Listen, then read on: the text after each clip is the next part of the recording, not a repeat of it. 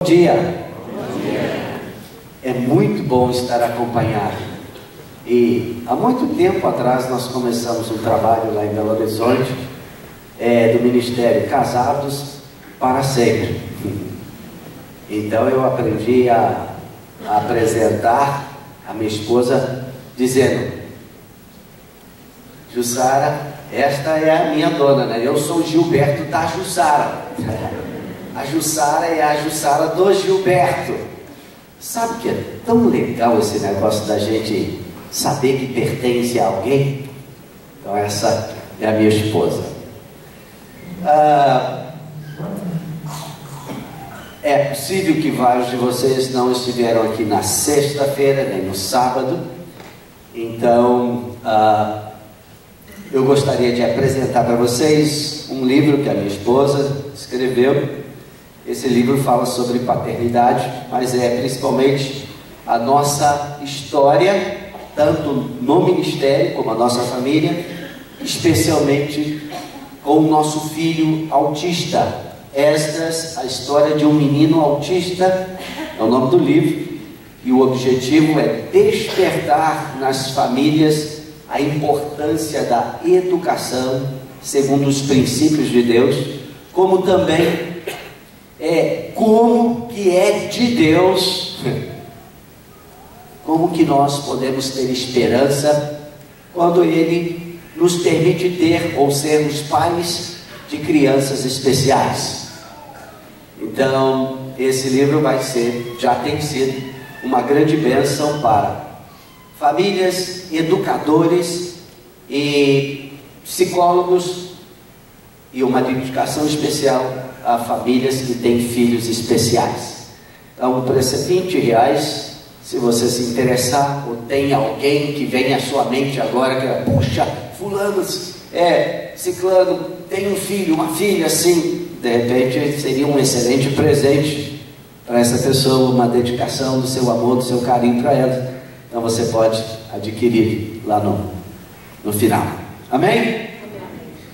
Nós estamos nesses dias focalizando um assunto de extrema importância, que é santidade. E Hebreus capítulo 12, verso 14 diz: segui a paz com todos e a santidade, sem a qual ninguém verá o Senhor. Ontem nós conversamos bastante a respeito de amor.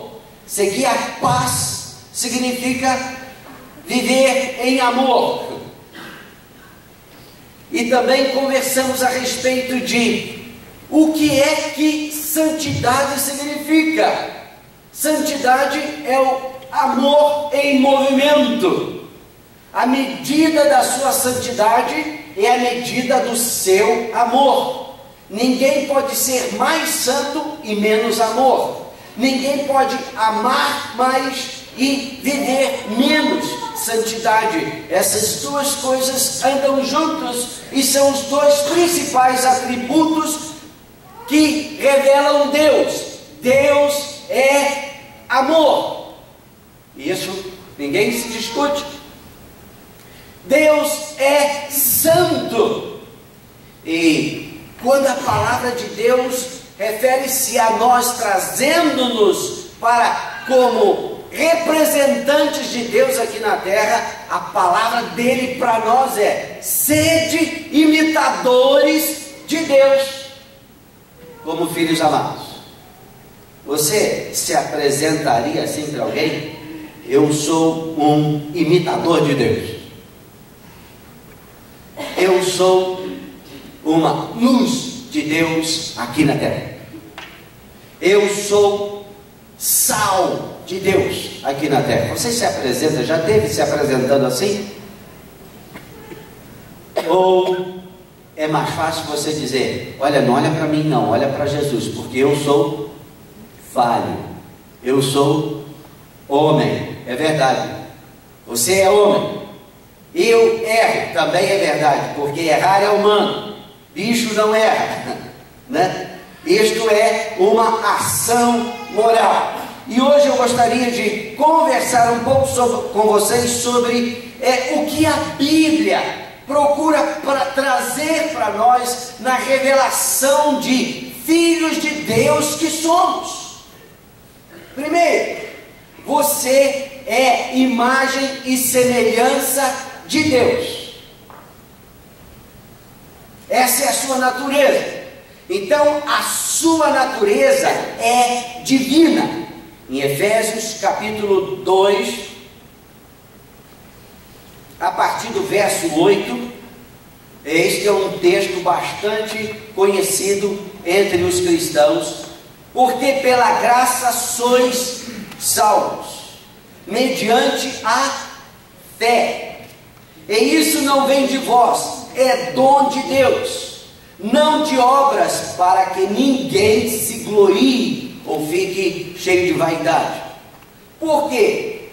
Somos feitura dele, criados em Cristo Jesus para as boas obras. Presta atenção, você não foi criado para as obras ruins, você foi criado para as boas obras. Então, praticar boas obras, ser bom, ser santo, faz parte da sua natureza, pois somos feitura dele, criados em Cristo Jesus para boas obras, as quais Deus de antemão preparou para que andássemos nelas. Então este é o normal que se espera de alguém, que ele faça o que preste, que ele seja bom, que ele seja coerente com a sua natureza. Esse é o normal. É bem verdade que nós, porque somos humanos, porque Deus nos deu livre arbítrio, pendemos para um outro lado, e por causa disto, nós demos muita legalidade às trevas para dominar sobre este mundo, tirando-nos para o lado, jogando-nos para o escanteio, de forma que vivêssemos debaixo de uma influência que não é a nossa natureza. Mas ainda assim, não tem nada mais poderoso neste mundo do que livre-arbítrio. Ninguém pode te forçar a fazer alguma coisa que você não queira. Ninguém tem o poder de inclinar o seu coração para fazer algo que você não concorde. Ninguém. Porque se você estiver fazendo, vai estar fazendo ou produzindo algo que na realidade não está saindo de você. É que não existe nenhuma outra alternativa. Isso significa opressão, obrigação de alguém sobre você, ameaça. Mas Deus, que é reto juiz, sabe que você não está ali. Por isso que em Provérbios capítulo 4, verso 23 diz: sobre tudo que se deve guardar. Quem completa? Guarde o teu coração, porque dele procedem as fontes da vida. Agora, nós temos visto, e falamos isso nas sessões passadas, como que este mundo tem procurado destruir absolutos e trocando leis que não devem ser nunca negociadas por relativismo. Isso significa que os conceitos estão sendo mudados. A única coisa que não se consegue é eliminar as consequências. Por isso que o mundo está indo de mal a pior. Neste mundo, coração, como a Bíblia diz, tem sido transformado num outro conceito, que é emoção, sentimento, paixão. Por isso as pessoas dizem: faça aquilo que o seu coração está pedindo. Olha, isso é um desastre. Coração na Bíblia não significa isso. Coração na Bíblia refere-se a livre-arbítrio, decisões sobre tudo que se deve guardar. Guarde o seu livre-arbítrio, guarde as suas decisões, preste atenção, não decida precipitadamente sobre nada. Provérbios também 19:2 diz: proceder sem refletir não é bom, e peca quem é precipitado. Jesus fala sobre isso em Mateus capítulo 15. Isso dentro de um contexto de religiosidade, que infelizmente é o forte das nossas igrejas, religiosidade. Mas Deus está muito acima disso. E isso ele estava discutindo sobre a questão de pureza, impureza, o que faz uma pessoa pura ou impura, né? O cerimonial de lavar as mãos antes de comer, etc e tal. Bom, quem está na área de saúde sabe que não é uma boa ideia ingerir alimentos sem lavar as mãos. Mas eles referiam-se ao espírito, à vida espiritual, à eternidade, ao relacionamento com Deus. E Jesus, lá no verso 17, ele diz: não compreendeis que tudo que entra pela boca desce para o ventre e depois é lançado em lugar escuso?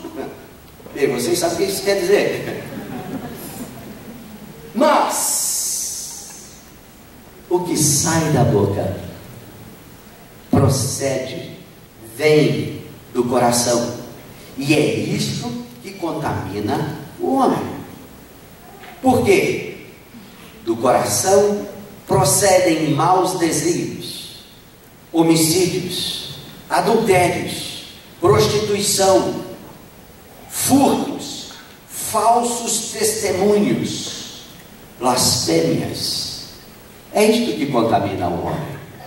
Em outras palavras, ações pecaminosas ou escolhas erradas, escolhas que são desencadeadas pelo nosso livre-arbítrio, nossa vontade, em contrário à lei do amor. Nós vimos ontem que o contrário de amor não é ódio, porque ódio é uma emoção. O contrário de amor é egoísmo, uma vida centrada em si, nos seus propósitos, na sua vontade, uma atitude obstinada contra Deus ou a vontade de Deus, que é amor. E amor, quem lembra?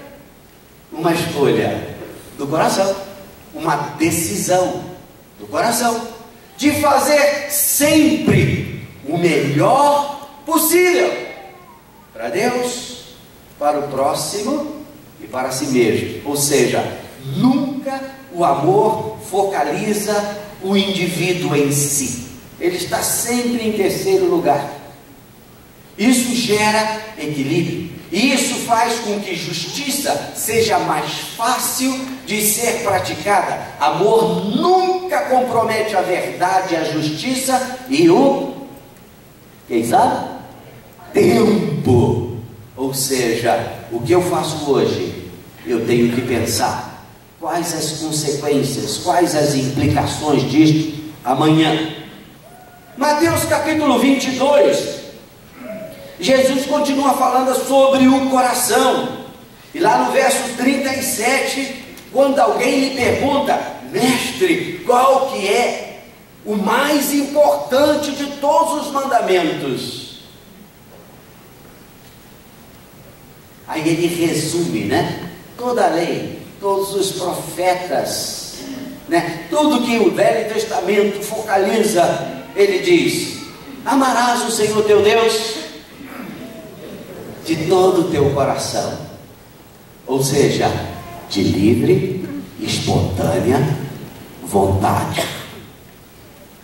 Você não pode amar a Deus por negócio, por conveniência. Amor não se compra, amor não se negocia, amor não se vende, amor não pode ser manipulado.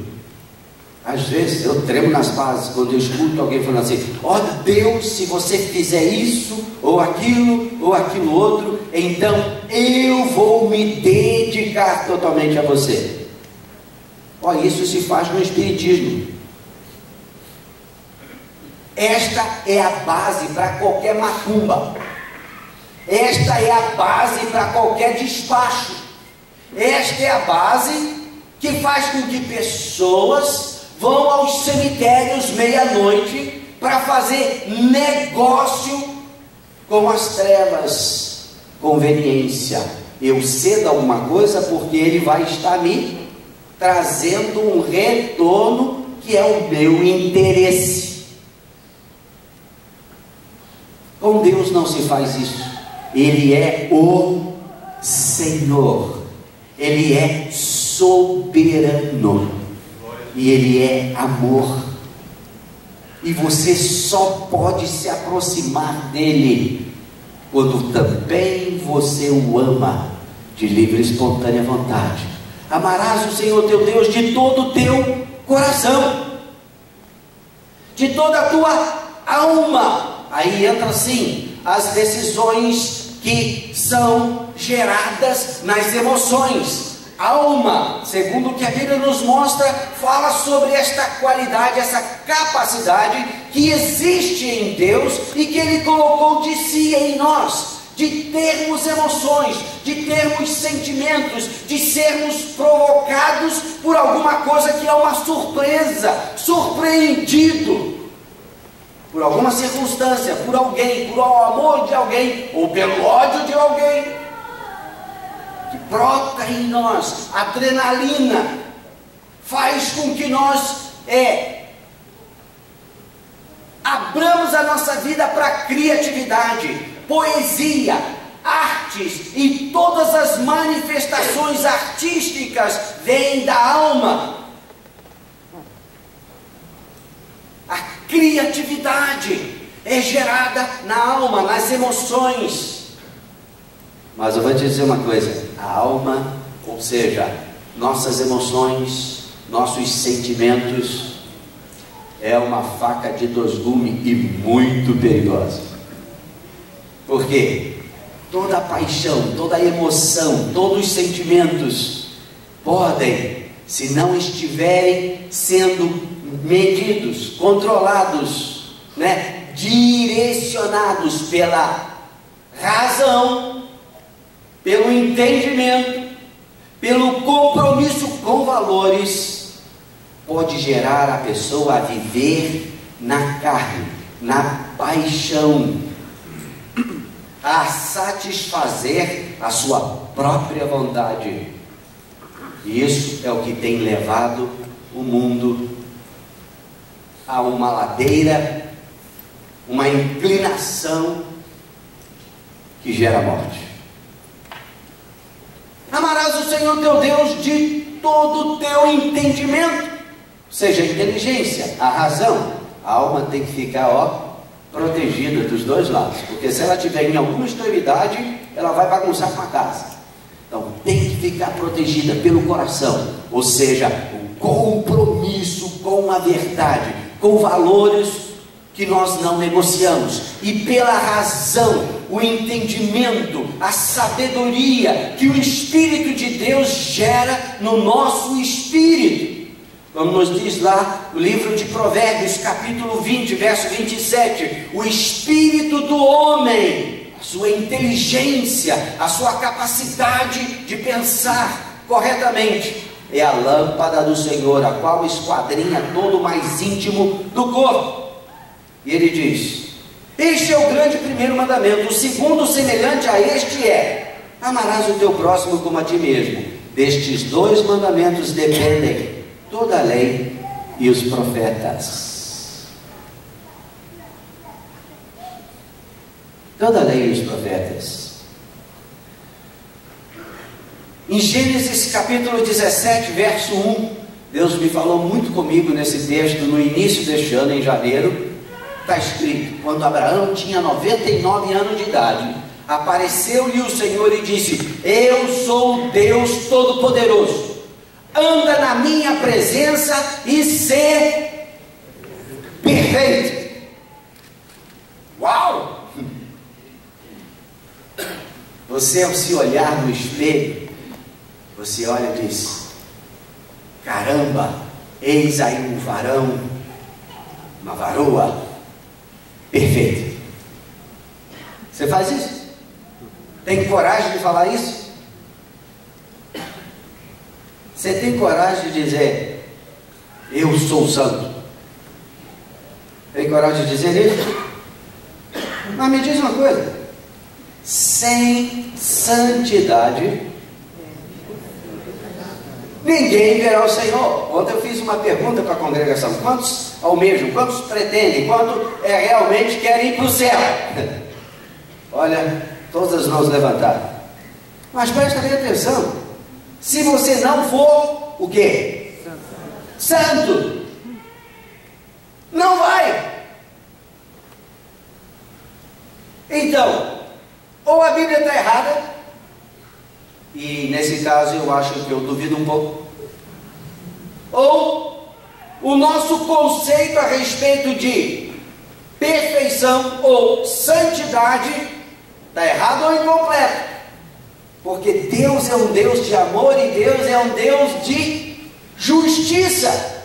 E seria injusto da parte dele exigir alguma coisa de nós que nós não podemos de forma alguma cumprir. Aí eu estava lendo Mateus capítulo 5, verso 48. Aí é Jesus falando. Ele diz: sede vós perfeitos, como perfeito é o vosso Pai Celeste. Uau! A comparação aqui ficou muito complicada, porque o conceito que nós temos de Deus é de perfeição absoluta, e a comparação é a mesma: sede vós perfeitos, como perfeito é o vosso Pai Celeste.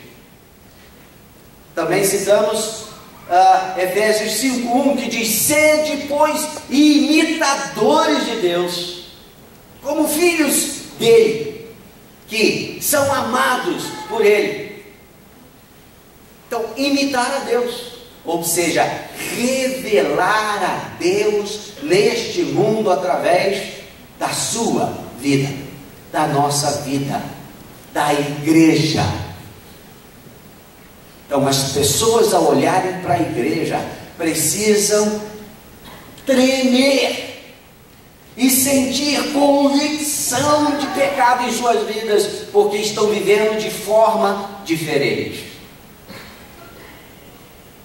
Aí você vai lá para Romanos capítulo 13, verso 8.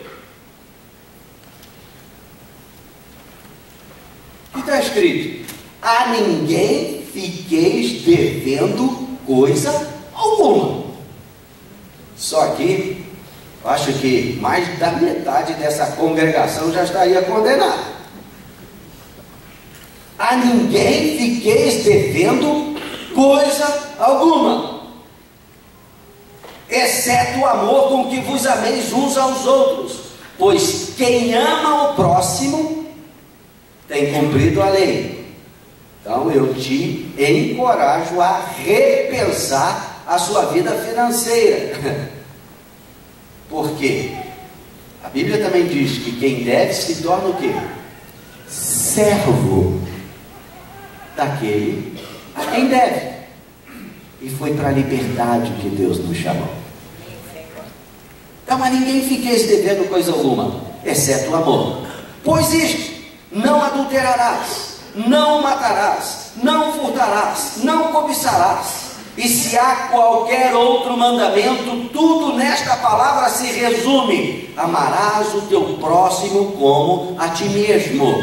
O amor não pratica o mal contra o próximo, de sorte que o cumprimento da lei é o amor.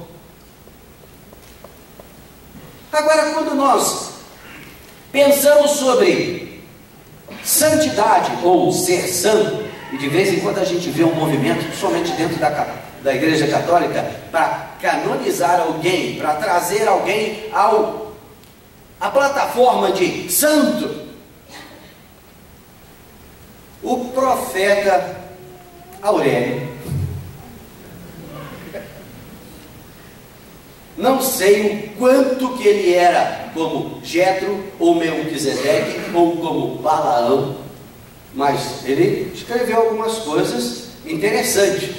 E na sua escrita, no dicionário da língua portuguesa, está escrito: santo, que vive na lei divina, bem-aventurado, puro, imaculado, inocente, de bondade extraordinária, inteireza de caráter. Uau! Inteireza de caráter. Aí eu estava olhando a palavra lá em Gênesis 17, verso 1, a palavra de Deus para Abraão, na versão daquela Bíblia, a Mensagem. E está escrito: quando Abraão tinha 99 anos de idade, apareceu-lhe o Senhor e disse: eu sou Deus forte, anda na minha presença com integridade e esforça-te para se manter assim. A gente tem um certo temor da palavra perfeito, parece que ela nos assusta, mas perfeição significa integridade, ou ser inteiro, como diz aqui, inteireza de caráter. Isso também significa ser confiável, ser leal, ser justo. Em outras palavras, que vive na lei divina. E é o que Deus espera de cada um de nós. Tiago também fala-nos sobre isso. Tiago capítulo 2, verso 10, diz lá: pois qualquer que guardar toda a lei, mas tropeçar num só ponto, se torna culpado de todos. Em outras palavras, não é esperado que você descumpra qualquer uma das regras. Pastor, esse negócio está ficando muito complicado. Não, é porque nós não entendemos que, como eu estava tentando explicar ontem, e quem sabe você vai se interessar pelo CD, né, o DVD, ou a gravação, sei lá, para ouvir o que foi falado ontem. Pecado, na realidade, não nos separa de Deus.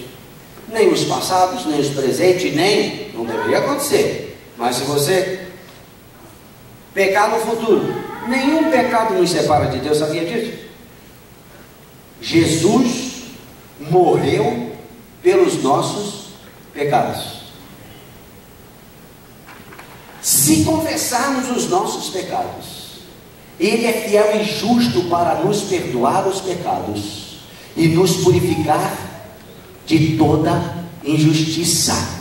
Isso é um absoluto. O que é que então nos separa de Deus?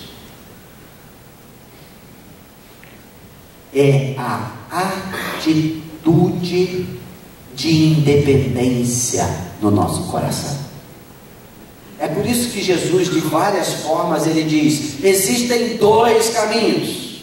Uma porta é estreita, a outra, a porta é larga. Existem duas maneiras de você viver a sua vida. Ou você vai viver amor, ou você vai viver, contrário de amor, egoísmo.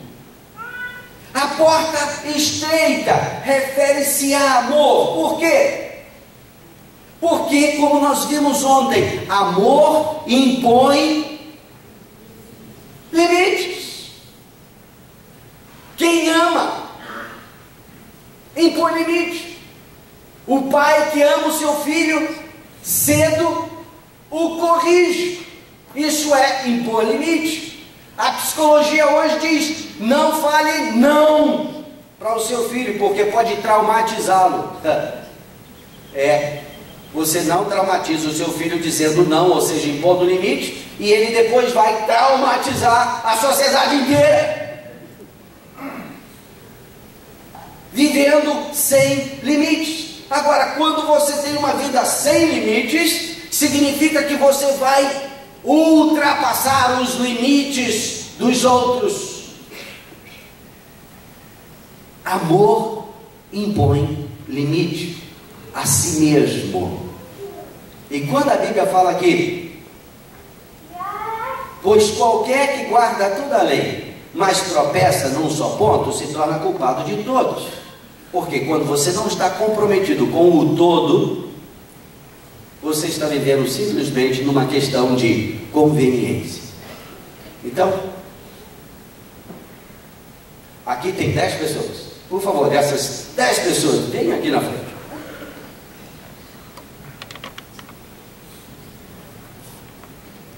Assim eu não apelo, não gasto tempo buscando voluntário, né? 4 fica aqui na frente, aqui, ó, olhando para lá. Faz assim, como se fosse um retângulo, 4 atrás, 1 em cada lado, e aí nós vamos ter o retângulo fechado. Vocês podem ficar lá na frente, pode chegar mais para trás um pouquinho, só para dar espaço. Aí um aqui nesse canto e o outro do outro lado. Isso, assim. O que nós temos aqui? Eu contei errado? Então falta um aqui, vem aqui, mocinho, vem cá. Você mesmo? Tá, fica aqui. O que nós temos aqui? Um salão, claro que seria bem mais amplo. Este salão, esse lugar aqui, significa amor. E nós somos chamados a viver dentro desse contexto. Por que nós estamos respaldados? Porque amor impõe limite, protege. Estamos aqui. Aí nós temos essa porta. É um portão, hein?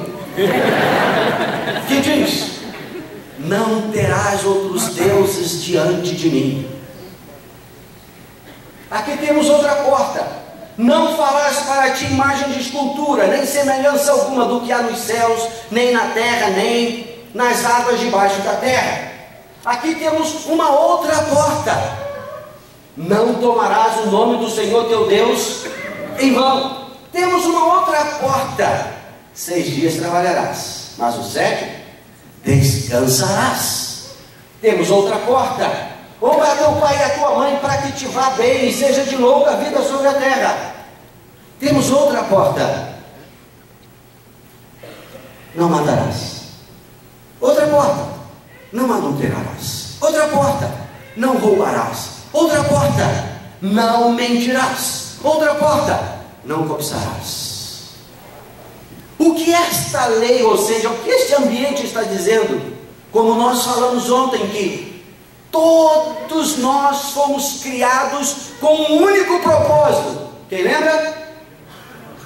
Relacionamentos. Relacionamento com Deus, ou seja, vertical.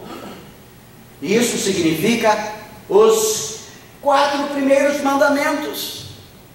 Por que Deus focaliza isso de uma maneira tão especial? Primeiro, porque você é especial.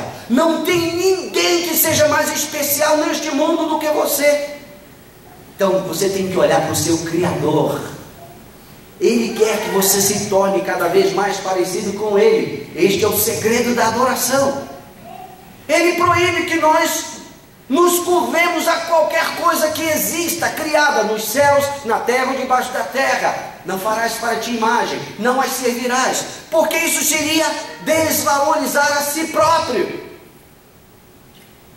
Não tome o nome do Senhor teu Deus em vão, ou seja, entenda que Deus é o seu Criador, Ele é um soberano, Ele é uma pessoa que você deve tratar com respeito. E o quarto mandamento que diz: 6 dias trabalharás, não é castigo, é para que você, como Deus é produtivo, Ele te fez para ser produtivo, mas para que você não dependa do seu próprio braço, dependa dele, porque é Ele que você está servindo. Isto é relacionamento vertical. Os outros 6 é relacionamento horizontal. Se você não estiver entendendo esses limites, você vai gerar desarmonia nos seus relacionamentos, desconfiança, medo, insegurança. Então, não são regras religiosas, são conceitos e parâmetros de relacionamentos. E você está aqui vivendo em toda a liberdade que o amor produz. Agora, vai fazer diferença se você olhar para todas essas portas e sair por essa? O que vai acontecer? Você vai estar o quê? Fora. Então, não importa o quão de compromisso você teve em cumprir todos os outros, você se colocou fora. Você vai quebrar ou vai sair pela porta que te é conveniente. Isso chama-se conveniência, chama-se a vida é minha, eu faço dela o que eu bem entendo. Então é isso que Tiago está dizendo: aquele que quebra um ponto da lei se torna culpado de todos. Vocês são excelentes portas, podem voltar.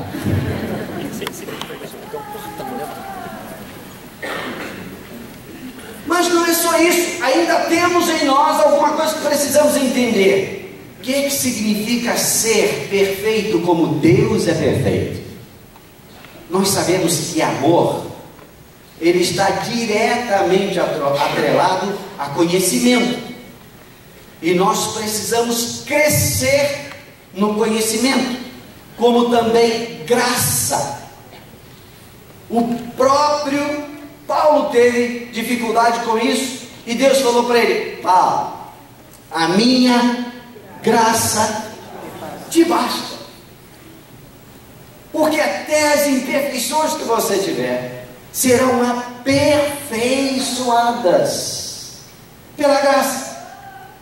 Aí alguém fala: mas graça realmente é maravilhosa, é o perdão de Deus sobre nós. É verdade, mas Jesus, alguma vez ele pecou? Não, nunca pecou. Mas diz da palavra, e crescia Jesus em estatura, sabedoria e graça. Viver sem graça é muito sem graça. Se nós não tivermos graça, não temos como viver. Graça é símbolo da capacidade do Espírito Santo em nós, que nos habilita a realizar, a viver segundo Deus ou a vontade de Deus neste mundo. Graça é a capacidade de dizer não à nossa alma, à nossa paixão, às nossas vontades, porque temos um compromisso com amor. E como que Deus olha para nós? Viva com integridade diante de mim. Olha, isso daqui não é para me dessedentar, não, é só para você olhar uma coisa. Nós temos aqui 5 vasos, 5 recipientes diferentes. Vocês que estão lá atrás vão ver assim bem pequenininho, mas acreditem em mim, tem um aqui, outro, tamanhos diferentes. Esse aqui mais gordão, cabe mais, né? Esse aqui mais alto, mas cabe menos que este. Mas se você olhar aqui, alguém que está aqui nas primeiras filas de cadeira, pode observar o quê? Está o quê? Estão todos cheios, totalmente cheios. Se colocar um pouquinho mais, vai transbordar. Então aqueles que têm uma mente mais assim exata, pensa mais matematicamente, vai dizer que isso aqui está 100%, 100%, 100%, 100%, 100% cheio. 100% é igual a 100%? 100, e 100% é igual a 100%? 100 significa o quê? Totalidade. Significa integridade. E é desta forma que Deus vê a cada um de nós. Isto aqui significa a quantidade de luz, de conhecimento, de informação que cada um tem. Talvez esse menorzinho aqui significa a maneira como nós nascemos, mais no plano natural, com a lei básica de Deus gravada em nosso coração, como nos diz a sua palavra, testificando com isso a nossa consciência, como está lá escrito em Romanos capítulo 1, aprovando ou desaprovando nossas ações. Quem sabe esse daqui seja o pastor, mais experiência, mais caminho andado com Deus, mais milhas percorridas. A quem muito é dado, muito é cobrado, exigido. E Deus olha para cada um de nós assim, e Ele espera que nós sejamos o quê? Coerentes com aquilo que temos recebido. Em Filipenses capítulo 2,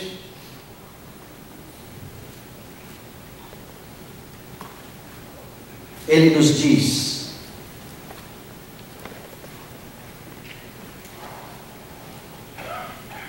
capítulo 3, verso 16 de Filipenses: todavia, andemos de acordo com o que já alcançamos.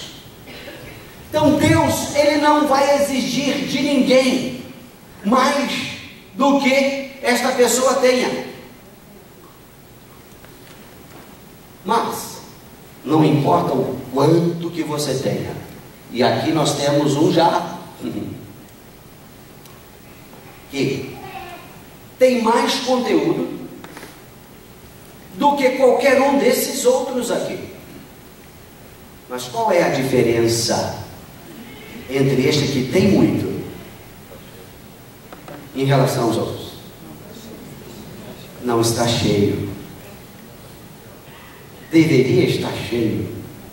Isso significa que esta pessoa se torna 100% responsável por aquilo que ela não está vivendo. Ou seja, guardou toda a lei, mas saiu por um ponto, quebrou a lei do amor, buscou conveniência, vivendo para si próprio. Então estar na igreja é conveniência, cumprir alguns mandamentos se torna conveniência, porque Deus não é um Deus de fórmulas, de regras. Ele é um Deus de relacionamento. E em relacionamento você só tem duas opções: você vive em amor, ou você vive em egoísmo. Ou você vive para honrar a Deus e o seu próximo, ou para se autogratificar. E isso é aplicável em tudo, em todas as áreas da nossa vida.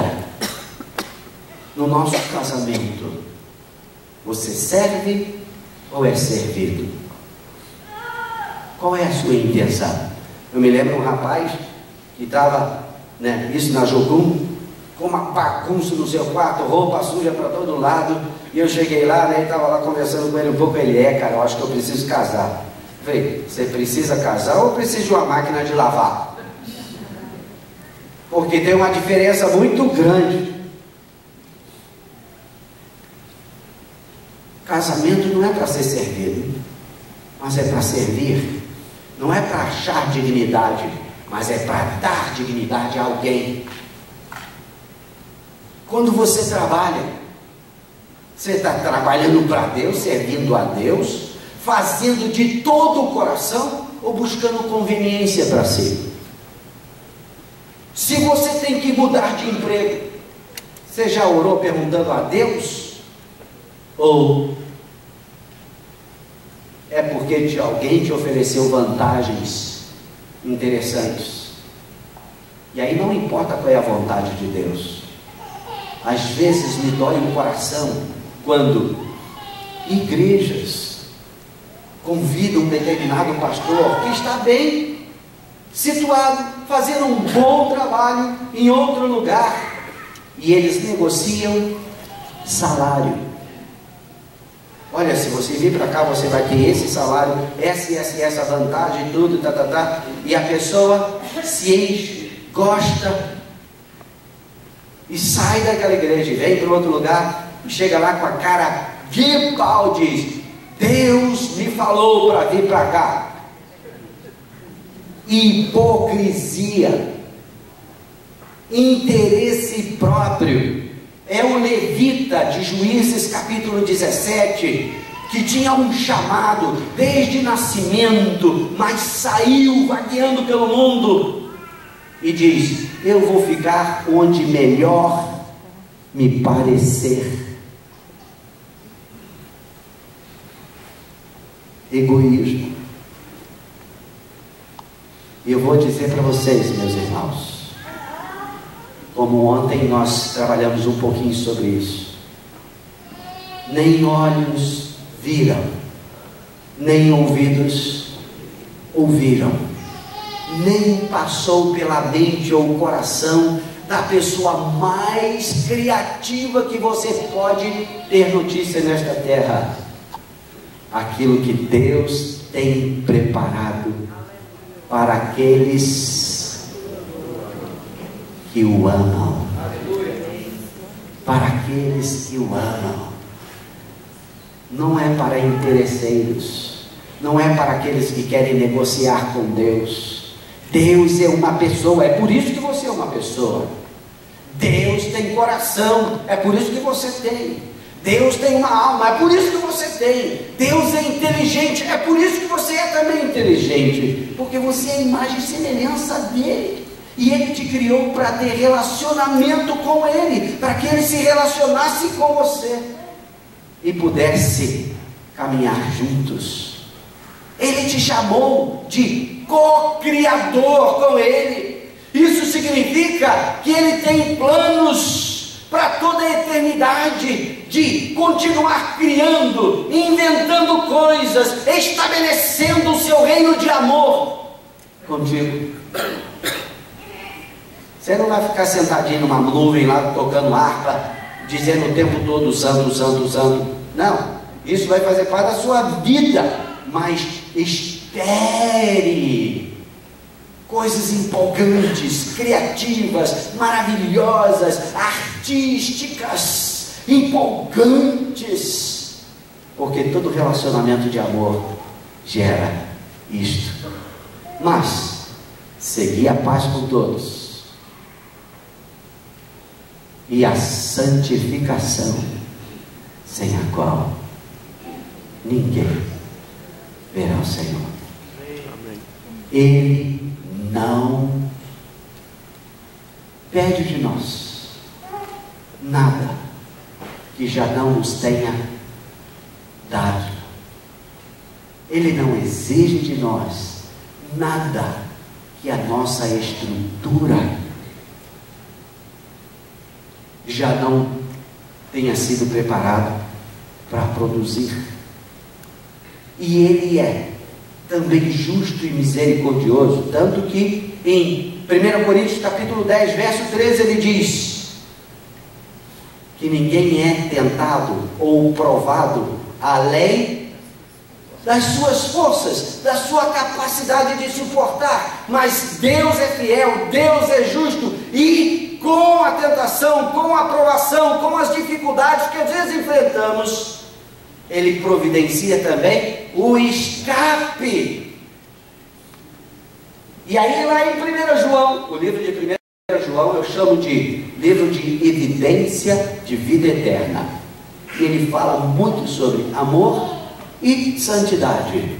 E no capítulo 2 ele começa dizendo: filhinhos meus, essas coisas eu tenho escrito para vocês, para que não pequeis. Se todavia alguém pecar, temos um advogado junto ao Pai, e Ele é a propiciação pelos nossos pecados, e não somente pelos nossos próprios, mas pelo do mundo todo. Pelo do mundo todo. Ora, sabemos que o temos conhecido por isso, se guardamos os seus mandamentos. Aquele que diz eu conheço e não guarda os seus mandamentos é mentiroso, e nele não está a verdade. Aquele, entretanto, que guarda a sua palavra, nele verdadeiramente tem sido aperfeiçoado o amor de Deus. Nisto sabemos que estamos nele. Aquele que diz que permanece nele, esse deve andar assim como ele andou.